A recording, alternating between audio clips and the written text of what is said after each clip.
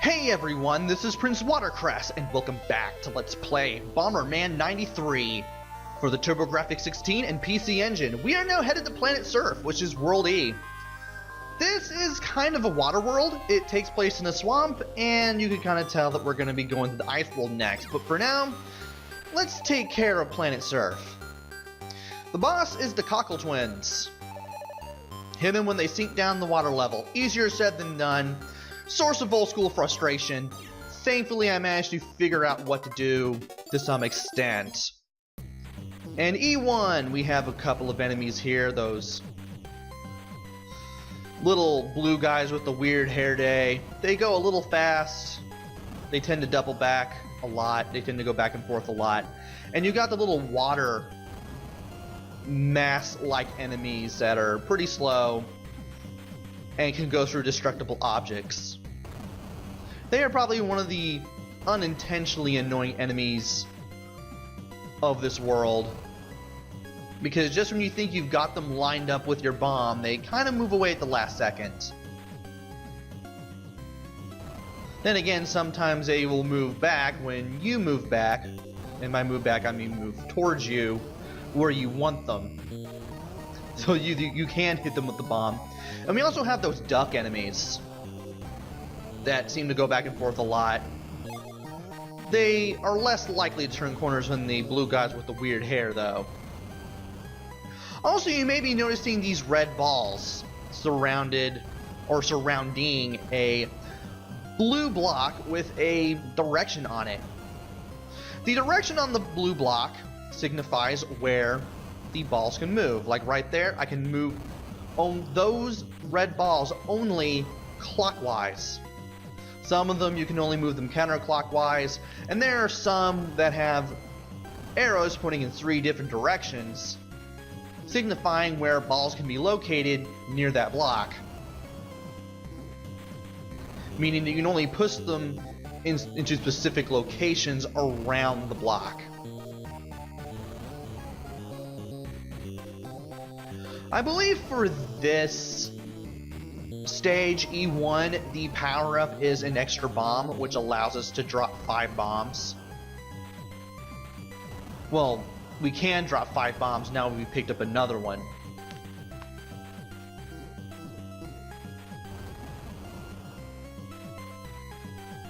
And the only reason why I'm destroying blocks now is because I just realized I picked up the power-up by the time I had only a few left to destroy. Can get kinda easy to lose track of what you've done in a stage. Now it's time for E3. We have those grid blocks that restrict where you can place bombs, and those little whirlpools are the teleporters for this world. New enemy here, these jellyfish. If you are in their line of sight, they will shoot projectiles at you. Those projectiles will hurt and even kill you, and if they run into a bomb, it will simply make it go away. It won't make it explode or anything, it'll just make the bomb disappear. It won't fire at your bombs, just you, and it takes 2 hits to kill. Of course, that's not the most annoying enemy on Planet Surf, as you will see soon enough. We also have these crab enemies, which tend to go back and forth and tend to go at a decent pace too. I really have trouble with these pink crab enemies with only 1 arm. And there are those projectiles that I was talking about right there in the lower right hand corner.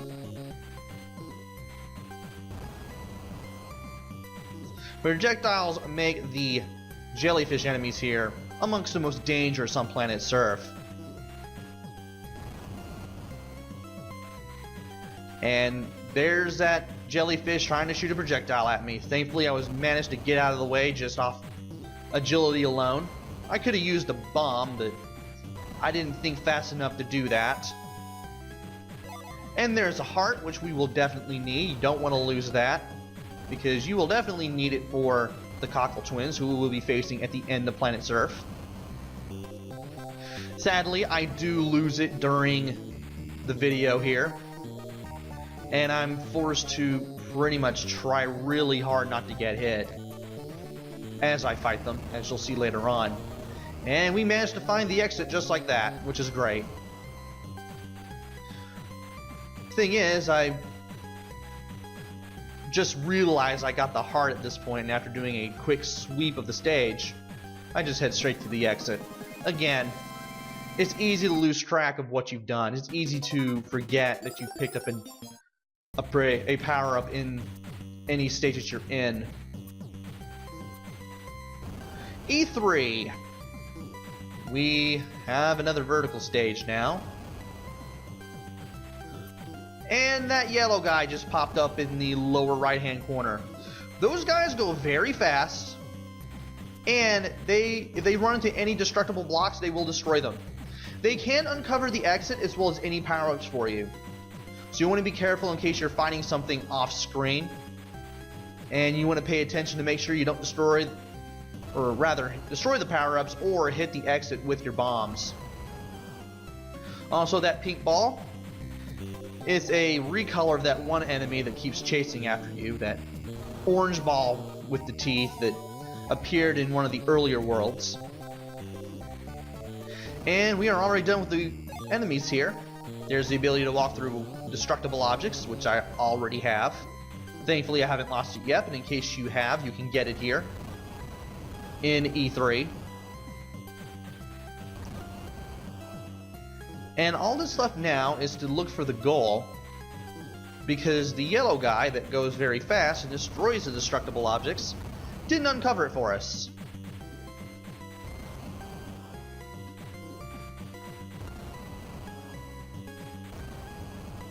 Of course, it's just a matter of when we get to it. And once we get to the exit, we'll be able to head on to E4. At this point, the levels do get harder.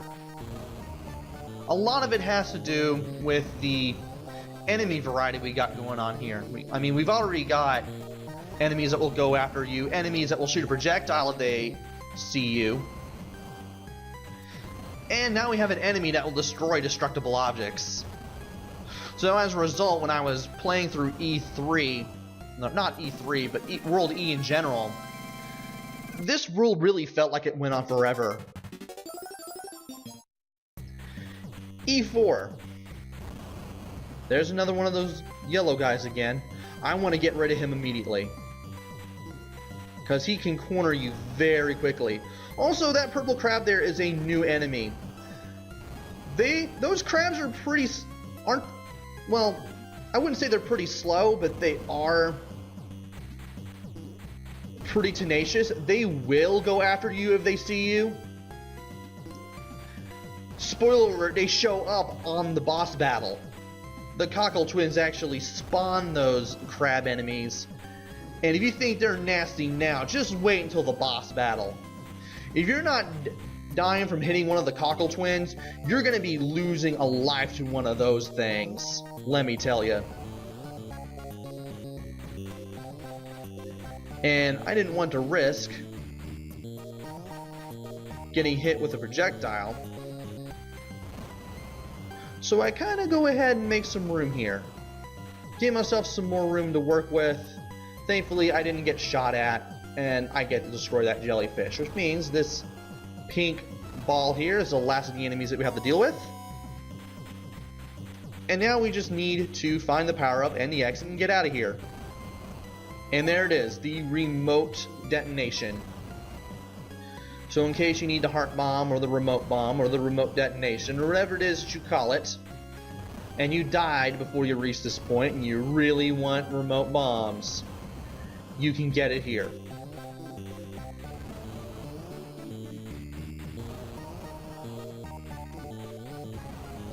I may sound a little different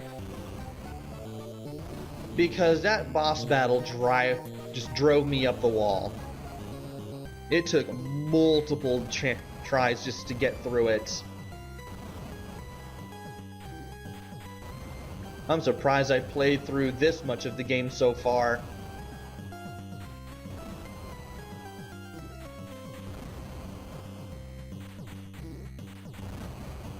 Now, where is that exit?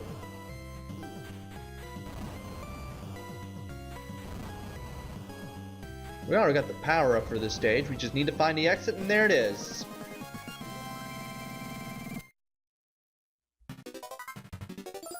E5? Man, I thought we were later than that. Once again, I lose complete track of where we are. Might as well go ahead and take care of the jellyfish enemy right away. There are two of those yellow guys.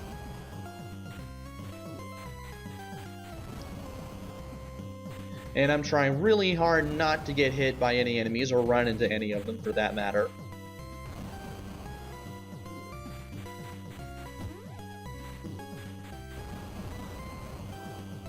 And thankfully, I am able to take advantage of my kick ability here and give this guy a hard time, as well as this guy. Well, at least try to. I do use it to take care of this lobster, though. Don't forget to use your kick power up in this world if you have one. It will do you a lot of good. It will definitely help you out with the later levels, and with some of the enemies, too. Especially those water guys.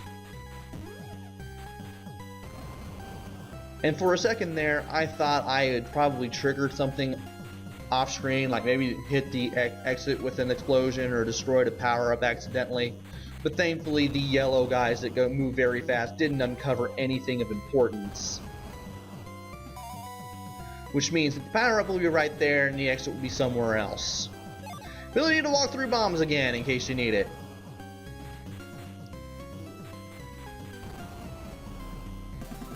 And there's the exit. By the way, if you want to move the balls, all you have to do is just walk into them and Bomberman will move them.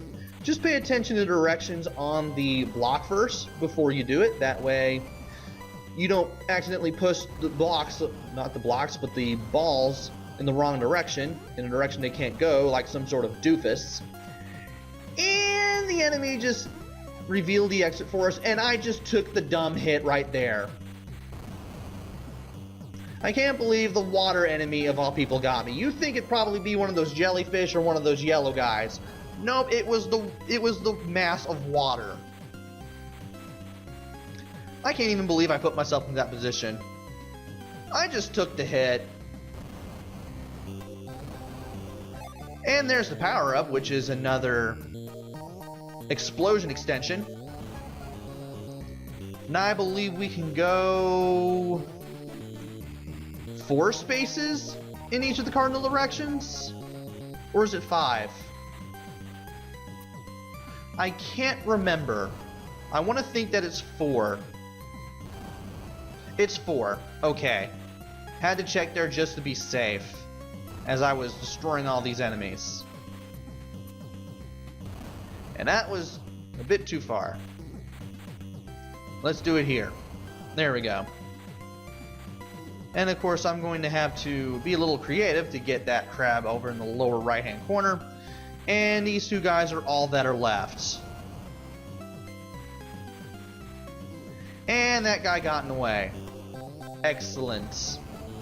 But he trapped himself right there, which means I can get the pink circle guy there. And I have one of the water mass guys to save for last, but he moved towards my bomb as I moved away from it. And then I realized I got the explosion extension power up, which was the one to pick up here, which means I can just go straight to the exit. E7! Nothing new here. Consider this your putting it all together stage, and oh boy, I gotta deal with one of the yellow guys pretty early. He'll come my way, that's for certain. There's a pineapple there. I don't want to destroy it. I want to see if I don't need to destroy it. Thankfully, I don't need to destroy it. And I can get rid of all the nearby enemies and pick up the pineapple for 4,000 points. And now it's time to take full advantage of the kick power-up, if I need to. And I'm gonna need to. Trap that enemy real good. Gonna go ahead and wait for that jellyfish guy to come back so I can hit him. Try to shoot projectiles at me from behind the destructible green land masses, I guess you could call them that, but that didn't work. Managed to get that guy. So yeah, once you start World E, it does get a little bit harder. There are some things that you'll still be able to get away with, but with some of the enemies, sometimes you'll have to be a bit more clever. And we can now drop up to 6 bombs. Sadly, we can't get another heart past the first half of the world. Not as long as we're in World E. We did find an extra life though. I will gladly take that.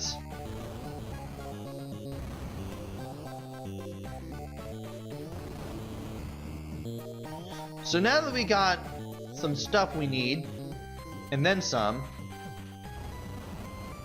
all that's left to do now is just head back to the exit, wherever that may be.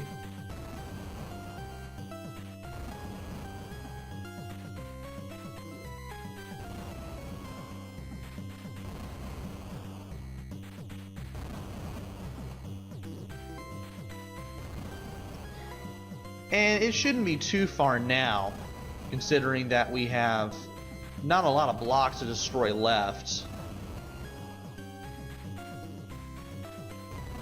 And there we go. We are out of here.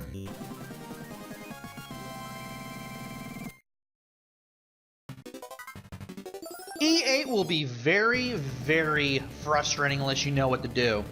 You want to work on one of the Cockle Twins at a time. And you can only hit them when they're kneeling down. You want to stay away from the line of bubbles that they shoot out. And when you can, you want to use the line power-up to not only hit him when he's kneeling down, at least one of them anyway, but also to destroy the crab enemies that spawn after you hit one of the twins 2 times. The crabs will be very, very tenacious, and they will go after you. If you don't have the line power up, you're going to be in for a hard time, but you can still lay a single bomb near where the legs are, and thankfully the Cockle Twins won't be able to make them disappear just by stepping on them. But using line works best, because that way you can get rid of any of the normal crab enemies that would get in your way otherwise. Because it is very easy to get cornered or get surrounded and easily take a hit and either lose one of your hearts or lose one of your lives. When the Cockle Twins turn red, or at least one of them do, they're just 1 or 2 hits away from death, and then you can focus on the other one. Thankfully, when you have only one to focus on without having to worry about whether or not the other one will fire at you, it becomes a lot easier to take on that second Cockle Twin and eventually beat it. That is it for World E. Join me next time for World F. Until then, this is PrinceWatercress. Take care, stay safe, and thanks for watching!